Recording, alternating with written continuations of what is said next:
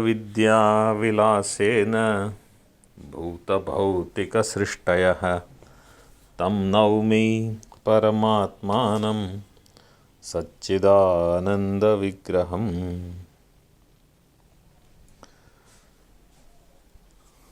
आगम परिच्छेद में शक्ति जाति में है कि व्यक्ति में है, इसकी चर्चा चल रही है। और अभी हम हैं पृष्ठ 214 214। व्यक्तिमान की इस उपपत्ति की मीमांसा के भिन्न भिन्न आचार्यों ने भिन्न भिन्न प्रकार से बताया है। मतलब ज्ञान कैसे हो रहा है, जाति से हो रहा है, व्यक्ति से हो रहा है, इसकी जो चर्चा है इसको भिन्न भिन्न आचार्यों ने भिन्न भिन्न प्रकार से बताया है। अभी उसका थोड़ा वर्णन यहाँ करते हैं।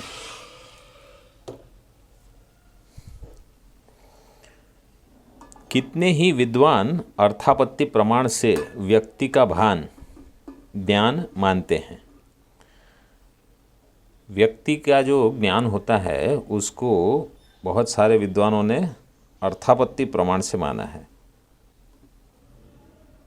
हम गाम आनय इस उत्तम वृद्ध वाक्य को सुनकर, ये जो प्रसंग है ये आपने ब्रह्मसूत्र भाष्य में हमने इसको थोड़ा बताया था। आप पता नहीं आपको याद है कि नहीं, लेकिन ये प्रसिद्ध है। उत्तम वृद्ध वाक्य को सुनकर मध्यम वृद्ध के द्वारा गो व्यक्ति को लाया जाता हुआ देखते हैं। कौन? हम मतलब जो उत्तम वृद्ध भी नहीं है और मध्यम वृद्ध भी नहीं है, वो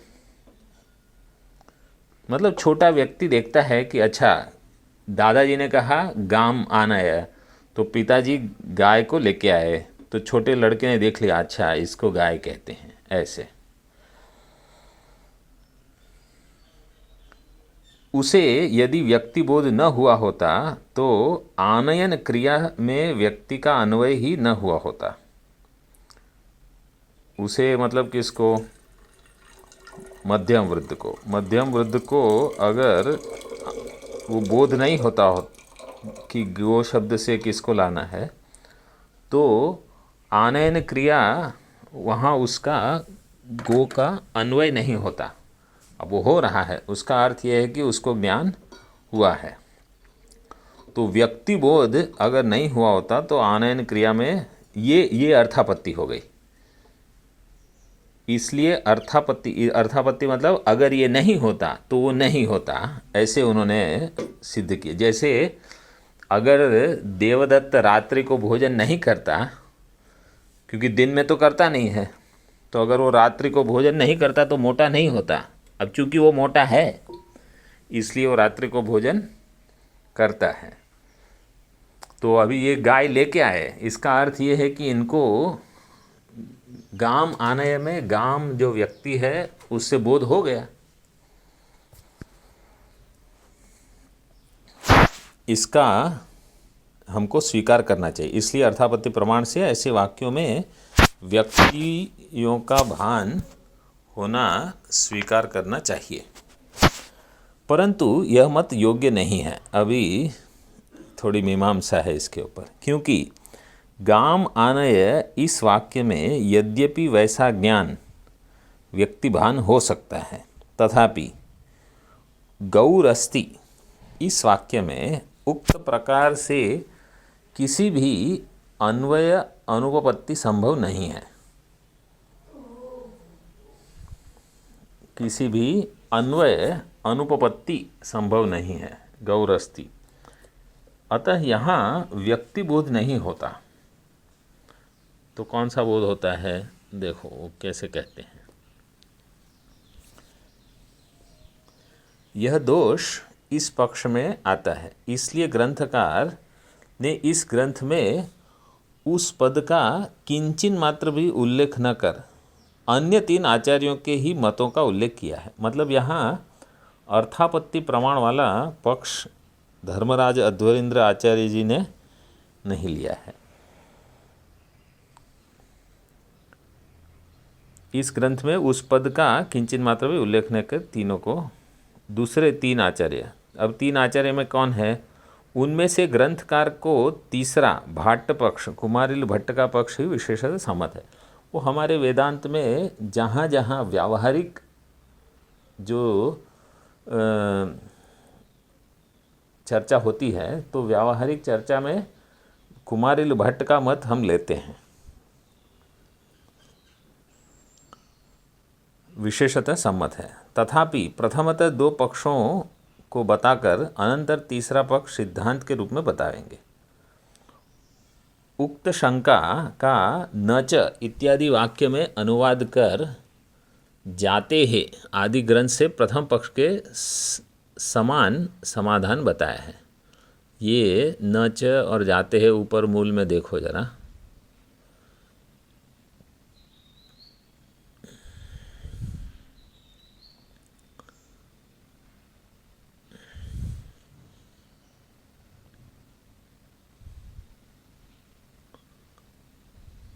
जाते हैं वो तो व्यक्ति समान संवित संवेद्यत्वाद इति ब्रूमः।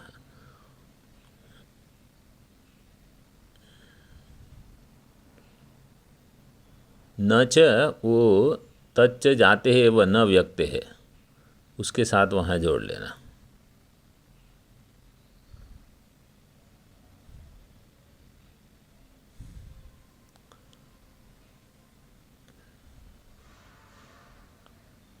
ये कहाँ आ गए हैं,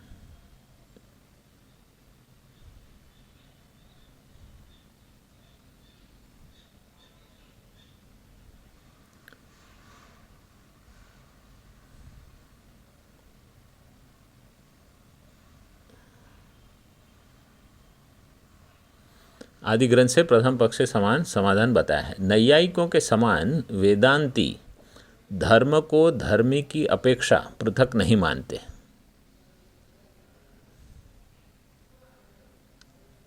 किंतु धर्म और धर्मी का तादात्म्य ऐक्य मानते हैं। तादात्म्य का अर्थ है अध्यास। जिसको नैयायिक लोग तादात्म्य कहते हैं, उसको वेदांत में अध्यास कहते हैं। इस कारण वस्तुतः यद्यपि जाति ही शक्य है, तथापि जाति और व्यक्ति रूप धर्म धर्मी का अभेद होने से एक ज्ञान से ही जाति और व्यक्ति का ज्ञान हो जाता है। अर्थात जाति का ज्ञान होते ही उसमें ही व्यक्ति का ज्ञान होता है, एवं व्यक्ति के ज्ञान में जाति भी भासती है, यह तात्पर्य है। इसलिए जाति शक्तिवाद में व्यक्ति भान की अनुपपत्ति नहीं हो पाती।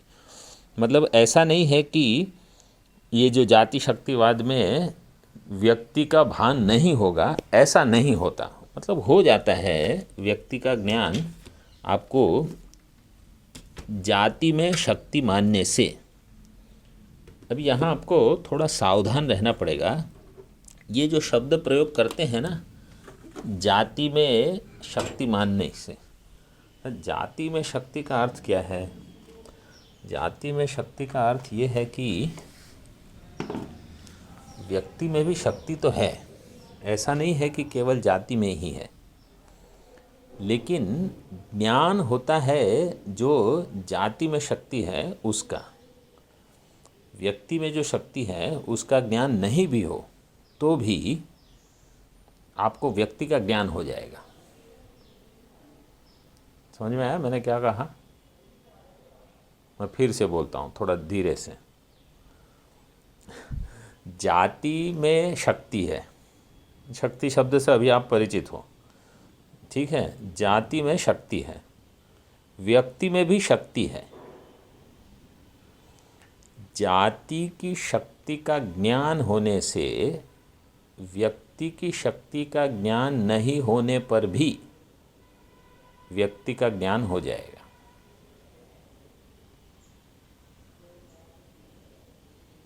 ठीक है, दृष्टांत देता हूँ। गो जाति जो है ना, तो गो जाति वहाँ शक्ति का अगर ज्ञान है आपको, तो व्यक्ति में भी शक्ति तो है, लेकिन अगर उसका ज्ञान नहीं भी है आपको, तो भी आपको ज्ञान हो जाएगा व्यक्ति का, ये कहना चाहते हैं। ठीक है।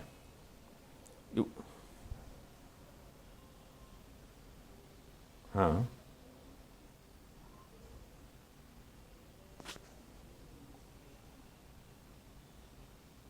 हाँ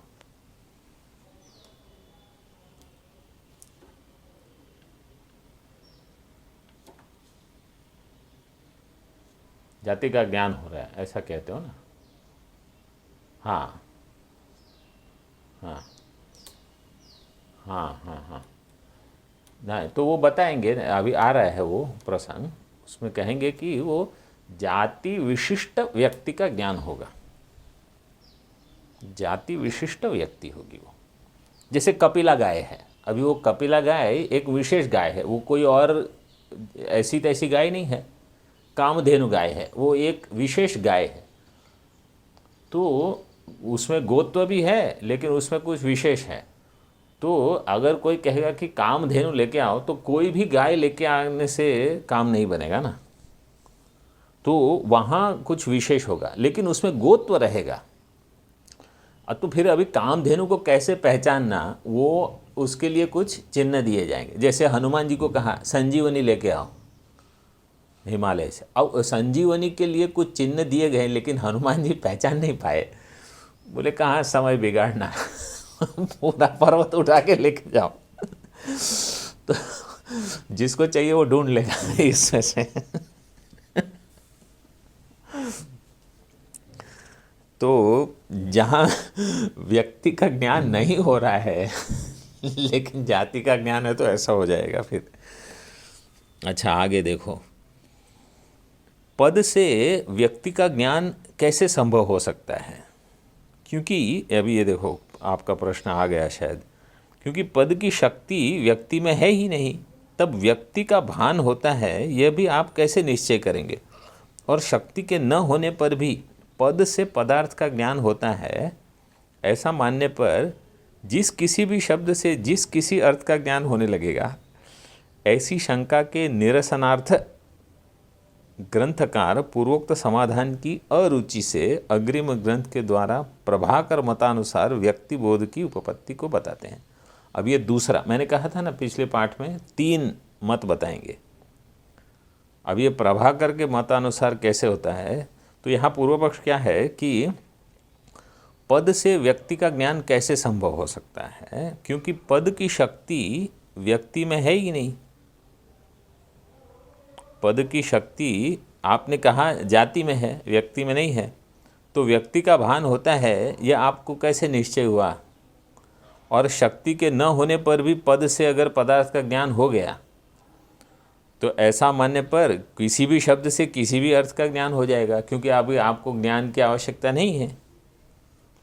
तो अभी इसका निरासन करते हैं यद्वा करके, और प्रभाकर मत में कैसे मानते हैं देखो। यद्वा गवादि पदानां व्यक्तौ शक्ति स्वरूप सति न तो ज्ञाता हेतु। जातौ तु ज्ञाता, मतलब जातौ तु ज्ञाता हेतु। अज्ञाता शब्द जो है ना, इसको ज्ञाता मतलब ज्ञातृ शब्द का प्रथमा एकवचन मत समझना कि ज्ञाता ज्ञातारव ज्ञातारः। यहाँ ज्ञाता का अर्थ से न्यायमाना ऐसे लेना, शानच प्रत्यय, निष्ठा प्रत्यय दिया है लेकिन आपको इसको शानच प्रत्यय मानना पड़ेगा। तो ज्ञाता शब्द से अर्थ हो जाएगा ज्ञायमाना।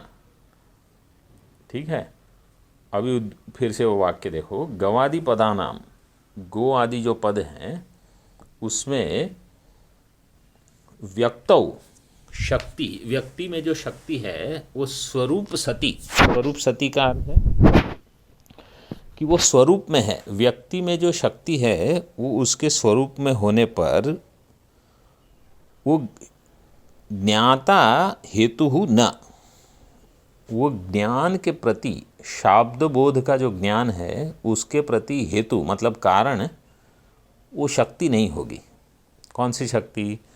जो व्यक्ति में स्वरूप से है वो ज्ञान के प्रति कारण नहीं हो रही है शाब्दबोध में।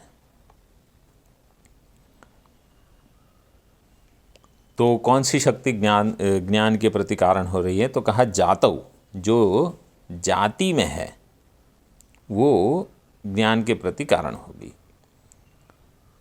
न व्यक्त्यंशे शक्ति ज्ञानमपि कारणम गौरवात्। व्यक्ति अंश में शक्ति ज्ञान होना चाहिए ये आवश्यक नहीं है, ये गौरव दोष हो जाएगा। गौरव दोष से इनका कहने का प्रयोजन क्या है कि दोनों शक्ति ज्ञान नहीं चाहिए, जाति का भी शक्ति ज्ञान और व्यक्ति का भी शक्ति ज्ञान दोनों नहीं चाहिए। इसलिए कहा व्यक्ति अंशे शक्ति ज्ञानम अपि कारणम न। अगर उस व्यक्ति अंश में भी शक्ति ज्ञान लिया तो कारण नहीं होगा, वो गौरव दोष हो जाएगा वहाँ। जाति शक्ति मत्व ज्ञाने सति, अब ये नया बिंदु है।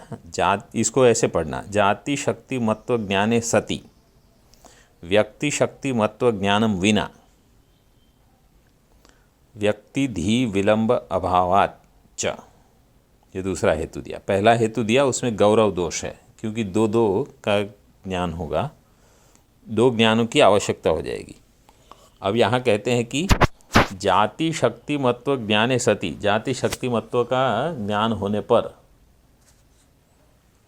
व्यक्ति शक्ति मत्व ज्ञानम विना, व्यक्ति शक्ति का ज्ञान नहीं होने पर भी व्यक्ति धी विलंब अभावाच्च, व्यक्ति का जो ज्ञान है उसमें विलंब नहीं होता, मतलब बिना विलंब के वो ज्ञान हो जाएगा। और ये हमारा अनुभव है। देखो ये अनुभव के आधार पर लिया है। आप गाय एक बार आपने देख ली, बस फिर जब कहीं भी गाय कहोगे घट कहोगे तुरंत पता चल जाता है। तो उसमें उस व्यक्ति का ज्ञान कहाँ होता है? बिना उस व्यक्ति के ज्ञान के भी अगर जाति का ज्ञान है तो उस ज्ञान से व्यवहार हो जाता है, और वो भी बिना विलंब के। अब जैसे आपने एक बार बचपन में नोटबुक देख ली, अब अभी भी अगर आप नोटबुक का प्रयोग करते हो तो कहे अच्छा नोटबुक लेके आओ, सबको पता है कि अभी कौन सी नोटबुक, तो कुछ उसमें प्रश्न नहीं होते, वो सामान्य विषय हो गया अभी। अतएव न्यायमते अपि अन्वये शक्ति ही स्वरूप सती इति सिद्धांत। इसलिए न्याय मत में भी अन्वय में शक्ति स्वरूप सती, कि जब अन्वय होता है पदार्थों का तो उसमें स्वरूप सती, मतलब वो स्वरूप से है। स्वरूप से है का अर्थ कहने का ये है कि उसका ज्ञान अगर नहीं भी हो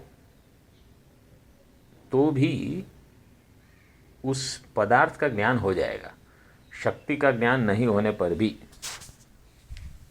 हाँ,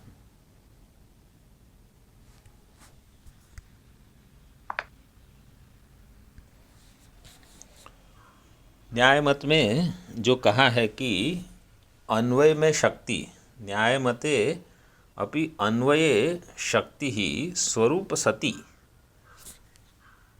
इति सिद्धांतः, तो वहाँ अन्वय में शक्ति वहाँ होने पर ही ज्ञान हो जाएगा। न्यायमान, जो अगला शब्द ज्ञानमान दिया है ना पुस्तक में, उसको कहो न्यायमान। न्यायमान शक्ति विषयत्वम एव वाच्यत्वम इति जाति ही एव वाच्या।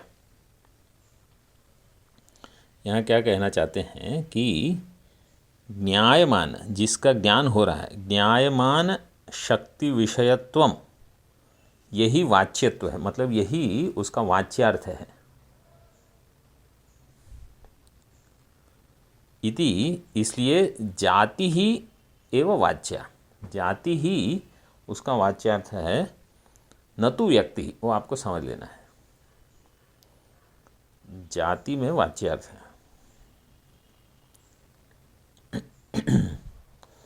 अभी इसका थोड़ा विवरण करते हैं।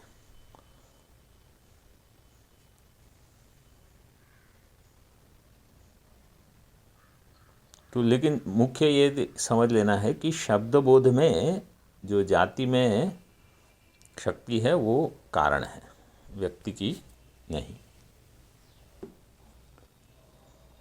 अथवा गौः इत्यादि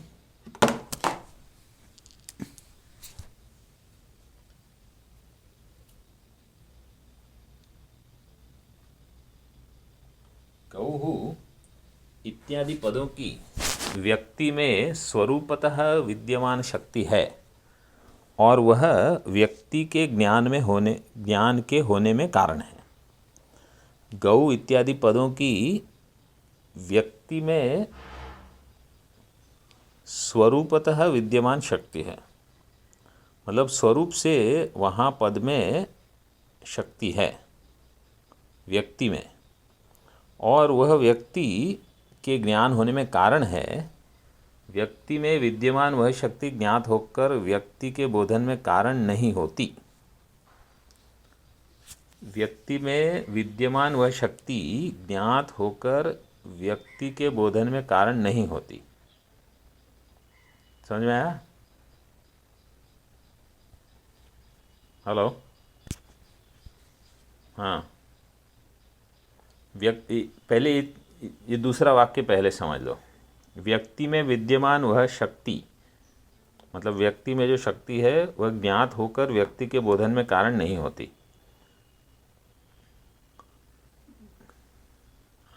हाँ, वही दिया देखो, किंतु जाति के बोधन में मात्र वह शक्ति ज्ञात होकर ही कारण रहती है। और पहला जो वाक्य था, अथवा यद्वा गौः इत्यादि पदों की व्यक्ति में स्वरूपतः विद्यमान शक्ति है, तो पद में स्वरूपतः शक्ति है, ठीक है, लेकिन वो ज्ञात नहीं होती। व्यक्ति अंश में व्यक्ति शक्ति का ज्ञान भी कारण है, यह मानना आवश्यक नहीं है। व्यक्ति अंश में व्यक्ति शक्ति का ज्ञान भी कारण है, यह मानना आवश्यक नहीं है, क्योंकि व्यक्ति शक्ति ज्ञान तथा जाति शक्ति ज्ञान दोनों को शाब्द बोध में कारण मानने में गौरव दोष होता है। और जाति के शक्तिमत्व शक्ति का ज्ञान होने पर व्यक्ति शक्ति, अच्छा ये वाक्य थोड़ा आपको, वो ये जो वाक्य है देखो मैं पढ़ता हूँ, जाति के शक्तिमत्व शक्ति का ज्ञान होने पर व्यक्ति शक्ति का ज्ञान न होने पर भी व्यक्ति के ज्ञान होने में विलंब देर नहीं लगती। वो जो न है ना, ज्ञान न होने में, वो न को वहाँ से हटाकर आगे रखना पड़ेगा। कहाँ? व्यक्ति शक्ति का ज्ञान न होने पर भी। हाँ, वाक्य सरल है कि अगर जाति में शक्तिमत्व का ज्ञान हो गया तो व्यक्ति शक्ति का ज्ञान न होने पर भी व्यक्ति के ज्ञान में बिना विलंब से ज्ञान हो जाएगा। इसलिए जहाँ शक्ति का ज्ञान न होते हुए भी वस्तु का ज्ञान होता है, वहाँ शक्ति ज्ञान की कल्पना करना अनुचित है। तो जहाँ शक्ति का ज्ञान न होने पर भी वस्तु, जैसे घट, तो हर बार घट व्यक्ति का ज्ञान नहीं होने पर भी घट जाति के ज्ञान से ज्ञान हो जाता है, तो फिर वहाँ शक्ति के ज्ञान की कल्पना करना उचित नहीं है। अतएव न्याय मत में भी शक्ति अन्वय में स्वरूप सती स्वरूपतः विद्यमान रहती है, वह ज्ञान मतलब ज्ञात नहीं रहती, ऐसा सिद्धांत किया है। अन्वय में जो शक्ति है वो स्वरूप से विद्यमान रहती है।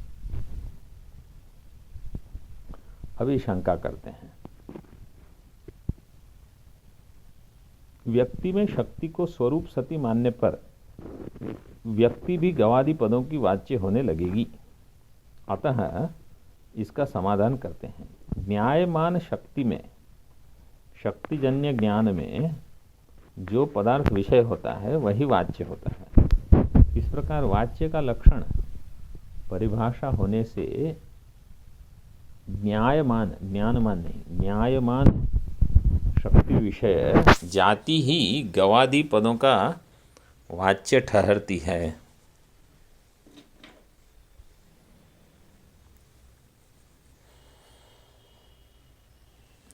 व्यक्ति वाच्य नहीं होती, अतः पूर्वोक्त दोष नहीं आने पाता। इसका अर्थ क्या है? शंका करते हैं कि व्यक्ति में अगर शक्ति है और वो स्वरूप से रहती है, स्वरूप सती मानने पर व्यक्ति भी गवादि पदों की वाच्य होने लगेगी।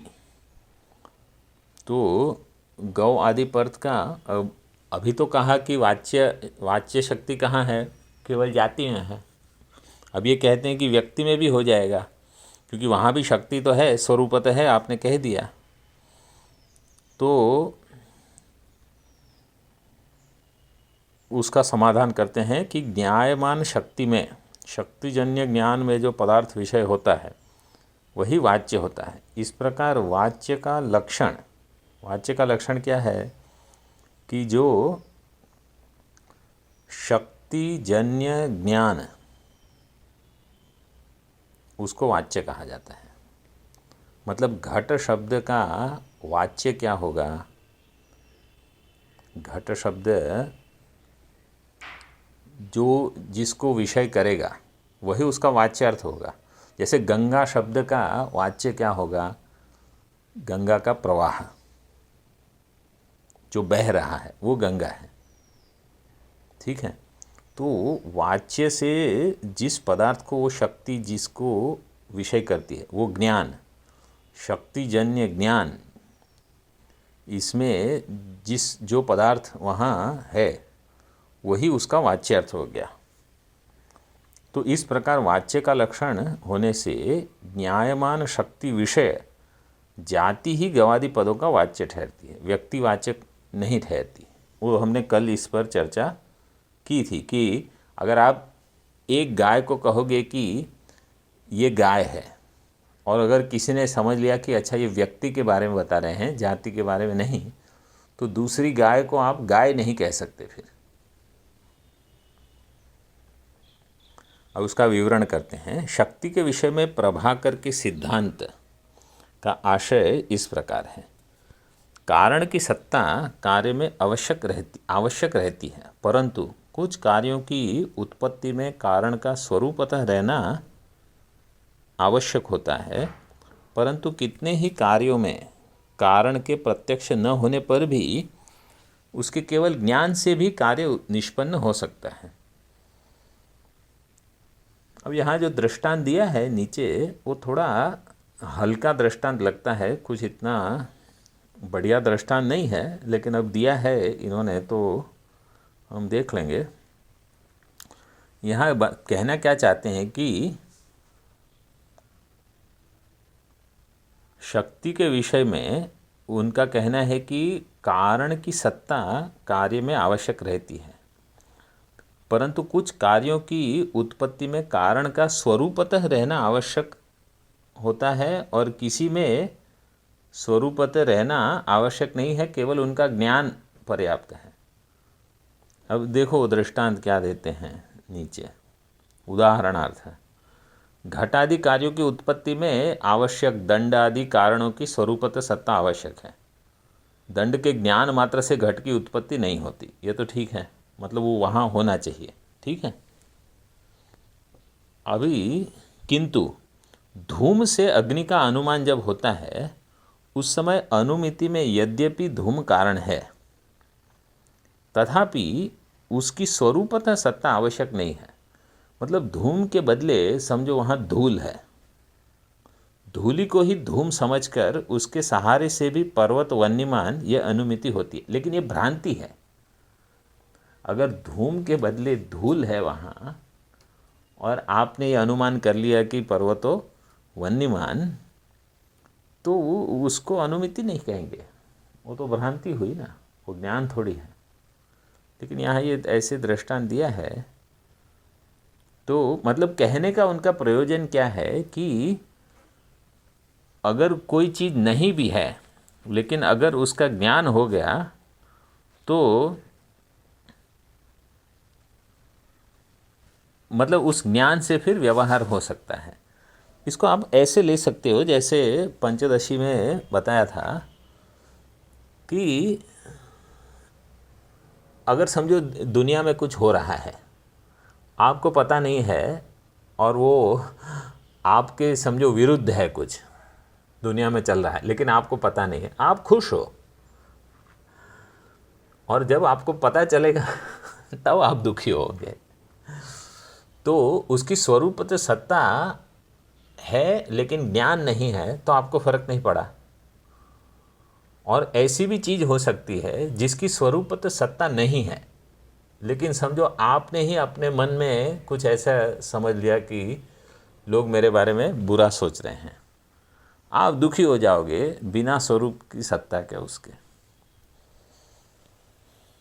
तो मतलब कार्य तो हो गया ना, कार्य आपको दुख देना था, तो कार्य का जनक होने के लिए कारण की स्वरूप सत्ता होना ये आवश्यक नहीं है, वो यहाँ उतना कहना चाहते हैं।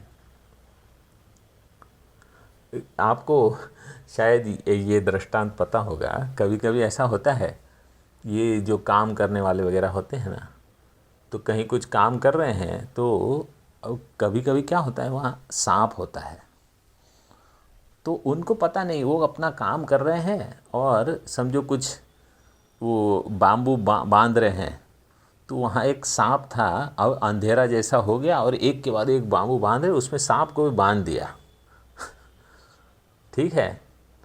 और उस सांप को जब बांध रहे थे तो सांप ने दंश दे दिया इसको, अब उसको पता नहीं चला, उसको लगा वहाँ कोई खिला विला होगा, वो लग गया है, तो बस उन्होंने ऐसे ही थोड़ी दवाई करके चल रहे थे, काम हो गया। फिर बाद में बाम्बू तो सब बांध दिए, अभी अगले साल जब बाम्बू निकालने थे तो खोलना शुरू किया तो उसमें मरा हुआ एक सांप निकला। तो ले मरा हुआ सांप कहाँ है, फिर याद आया, अच्छा ये सांप था जो उससे काटा होगा मर गया तो वो ये ऐसा हुआ है, ये हकीकत, मतलब ये घटना पहले घट चुकी है, वो स्वरूपतः तो थी लेकिन उसका ज्ञान नहीं हुआ आपको। तो ऐसी बहुत सारी घटनाएं होती है जीवन में। तो इसलिए जीवन जगत में कहते हैं कि इग्नोरेंस इज ब्लिस, कि जिसको ज्ञान नहीं होना वो भी अच्छा है। अच्छा आगे देखो अभी, अतः कहीं वस्तु की स्वरूप सत्ता कारण होती है और कहीं उसका ज्ञान अर्थात ज्ञान सत्ता कार्य की जनक होती है। इसी प्रकार प्रकृति में भी व्यक्ति और जाति दोनों में शक्ति मान लेनी चाहिए। व्यक्ति के बोध के लिए शक्ति की स्वरूप सत्ता आवश्यक है, व्यक्ति के बोध के लिए शक्ति की स्वरूप सत्ता आवश्यक है, और जाति के ज्ञान के लिए शक्ति की ज्ञात सत्ता को कारण मानकर व्यक्ति बोध की उत्पत्ति लगानी चाहिए। व्यक्ति के बोध के लिए शक्ति की स्वरूप सत्ता और जाति का ज्ञान, जाति के ज्ञान के लिए शक्ति की ज्ञात सत्ता, इसको कारण मानकर व्यक्ति बोध की उत्पत्ति होती है। ठीक है, अर्थात ये केवल वाक्य थोड़े कठिन लगते हैं, कहने का प्रयोजन सरल है जो हमने पहले ही सीख लिया है ये तो। और इसीलिए देखो ये केवल मूल पढ़ने से अच्छा ये थोड़ा विस्तार करके जब हम पढ़ते हैं तो इसका लाभ ये होता है कि बार बार इसकी आवृत्ति होती जाती है, तब बोध हो जाता है। अर्थात गौहु इत्यादि पदों से गो व्यक्ति का ज्ञान होने के लिए इस व्यक्ति में शक्ति है इस प्रकार के शक्ति ज्ञान की अपेक्षा नहीं होती। गौहु इत्यादि पदों से गो व्यक्ति का ज्ञान होने के लिए इस व्यक्ति में शक्ति है, इस प्रकार की शक्ति का ज्ञान इसकी अपेक्षा नहीं होती, अपितु वह शक्ति व्यक्ति में स्वरूपतः होने पर भी व्यक्ति का ज्ञान हो सकता है। क्योंकि गवादि स्वरूपतः शक्ति होने का अर्थ क्या है कि वो उसको भी आप गाय कह सकते हो। स्वरूपतः होने का अर्थ क्या है कि जिसको आपने पहले गाय कहा था वहाँ तो आपको जाति में तो ज्ञान हो गया, ठीक है। अभी ये जो व्यक्ति है इसमें स्वरूपतः वो शक्ति है, मतलब उसी को कभी और या आपको अभी किसी नए लड़के को बताना है ये गाय है, तो अभी आप वो गाय नहीं ढूंढने जाओगे जो आपके गुरु ने आपको बताया था कि ये गाय है आप ये गाय दिखा के कह दोगे कि ये गाय है। तो क्यों? क्योंकि उसमें स्वरूपतः वो शक्ति है। तो अब वो जो नया विद्यार्थी है उसको इस गो से समझ में आ जाएगा कि अच्छा ये जाति की बात कर रहे हैं।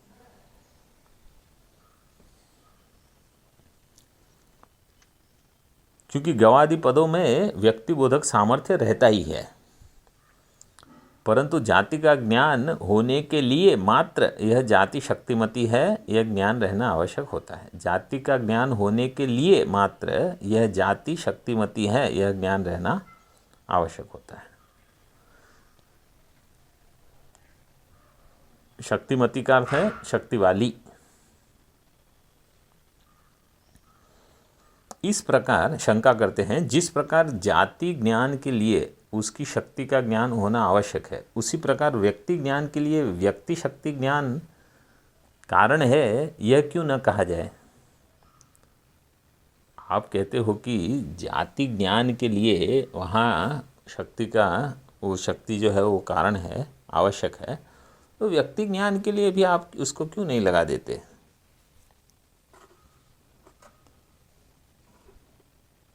क्योंकि उसमें लाघव भी है और एक ही प्रयोजक मानना पड़ेगा। एक ही प्रयोजक मानना पड़ेगा मतलब कि सभी लोगों को एक से ही काम हो जाएगा, अलग अलग मानने की आवश्यकता नहीं होगी। ग्रंथकार ने व्यक्त्यंशे वाक्य से उपर्युक्त शंका का अनुवाद कर समाधान करते हैं। ग्रंथकार न वाक्य व्यक्त्यंशे ग्रंथकार न व्यक्त्यंशे इस वाक्य से, व्यक्ति अंश में नहीं है ऐसे, इस वाक्य से उपर्युक्त शंका का अनुवाद करके उसका समाधान करते हैं। व्यक्ति अंश में उसकी शक्ति का ज्ञान भी कारण होता है, यह मानने की आवश्यकता नहीं है, क्योंकि ऐसा मानने पर जाति ज्ञान के लिए जाति शक्ति ज्ञान और व्यक्ति ज्ञान के लिए व्यक्ति शक्ति ज्ञान, इस प्रकार दो ज्ञान शाब्द बोध में कारण मान्य होंगे। परंतु एक पद के शाब्द बोधार्थ के लिए दो ज्ञानों को कारण मानने में गौरव दोष होता है। अतः इसकी अपेक्षा जाति शक्ति ज्ञान से जाति की उपस्थिति ज्ञान होते ही वहाँ स्वरूपतः विद्यमान शक्ति से ही व्यक्ति ज्ञान हो जाता है, यह मानने में लाघव है, क्योंकि इस पक्ष में दो कारणों की कल्पना नहीं करनी पड़ती। स्पष्टम? ठीक है ना। शंका करते हैं आगे। व्यक्ति अंश में शक्ति ज्ञान को कारण मानने में यद्यपि गौरव है, तथापि व्यक्ति अंश में शक्ति ज्ञान को कारण मानने में यद्यपि गौरव है, तथापि वह फलमुख है। फलमुख मतलब फलोन्मुखी है। फलोन्मुखी मतलब वो ज्ञान उत्पादन करने में समर्थ है। क्या? व्यक्ति के अंश में जो शक्ति ज्ञान है वो, क्योंकि पदगत शक्ति का ज्ञान हुए बिना उस शक्तिमान पद के ज्ञान से भी पदार्थ ज्ञान कैसे संभव हो सकेगा। पदगत शक्ति का ज्ञान हुए बिना उस शक्तिमान पद के ज्ञान से भी पदार्थ ज्ञान कैसे संभव हो सकेगा। अतः इस प्रकार के फलमुख गौरव दोषावह नहीं हुआ करते। इस प्रकार के फलमुख, फलमुख मतलब कि उस फलोन्मुखी, फलोन्मुखी का अर्थ समझ में आया? मतलब जो फल को उत्पादन कर सकता है, तो वहाँ आप गौरव नहीं दे सकते कि आप कहोगे कि दो का ज्ञान गौरव है, अरे उससे लेकिन आपको ज्ञान हो जाता है, ये वो कहते हैं। इसलिए जाति, व्यक्ति और जाति के शक्तियों का ज्ञान ही उनके बोध में कारण होता है, ऐसा कहना होगा।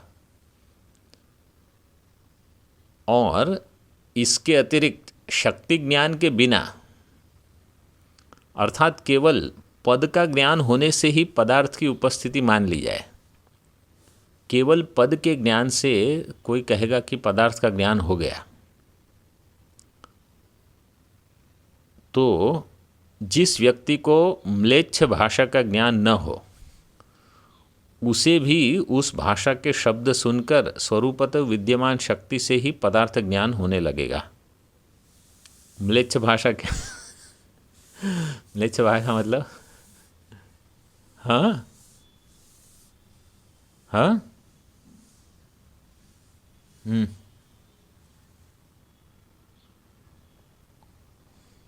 हाँ हाँ, मतलब जो जो लोग संस्कृत नहीं हैं, मतलब जो कल्चर्ड लोग नहीं है ना, उनकी जो भाषा है उसको म्लेच्छ भाषा बोलते हैं।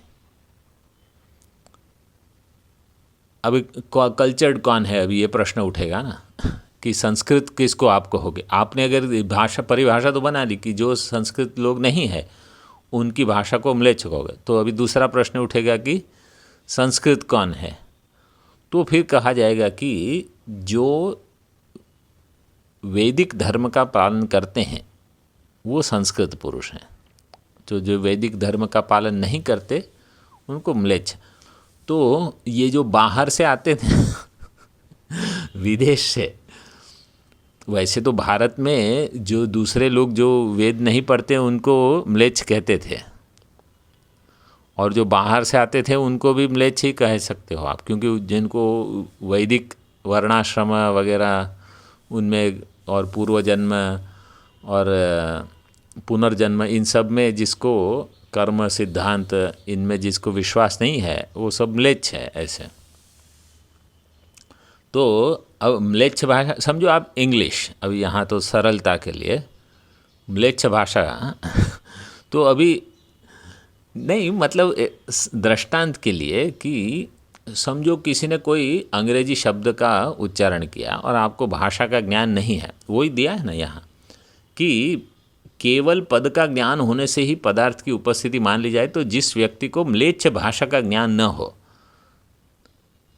या कोई कोलोक्वियल लैंग्वेज भी आप बोल सकते हो, लौकिक भाषा जिसका आपको ज्ञान न हो, उसे भी उस भाषा के शब्द सुनकर स्वरूपतः विद्यमान शक्ति से ही पदार्थ ज्ञान होने लगेगा। तो मतलब पद का ज्ञान हो गया कि क्योंकि शब्द तो सुन लिया तो ज्ञान हो जाना चाहिए, लेकिन नहीं होता। अब मैं दृष्टांत देता हूँ यहाँ, जैसे अब आप वो शाम को आरती होती है तो वंदे गंगाधरमीशम ऐसे बोलते हैं ना, वंदे गंगाधरमीशम। अब वो वंदे शब्द है वो वनडे वनडे बोलते हैं कोई कोई वो दे के बदले डे बोल देते हैं, उनको जो दक्षिण वाले होंगे कोई, वनडे गंगाधरम नहीं, मतलब वो दक्षिण मतलब आपके गांव में नहीं, उससे और भी नीचे कहीं होगा। तो जो भी है, यहाँ कोई विद्यार्थी लोग हैं तो मतलब वो फिर कहते हैं अरे अरे वनडे वनडे वनडे वो वनडे को वनडे करते थे अभी देखो, आपको अगर वन डे का अर्थ नहीं पता है तो वो पद का ज्ञान तो हो गया, लेकिन वन डे का अर्थ क्या है तो ये हाँ, मतलब कहने का प्रयोजन केवल ये है कि म्लेच्छ भाषा का ज्ञान नहीं हो तो उसको भी उस भाषा के शब्द सुनकर स्वरूपतः विद्यमान शक्ति से ही पदार्थ ज्ञान होने लगेगा। अतः आवश्यक गौरव का भी स्वीकार कर ज्ञान द्वय से ही, दो शक्तियों के ज्ञान से ही पदार्थ ज्ञान का होना स्वीकार करना चाहिए, ये पूर्व पक्ष कहता है। ग्रंथकार ने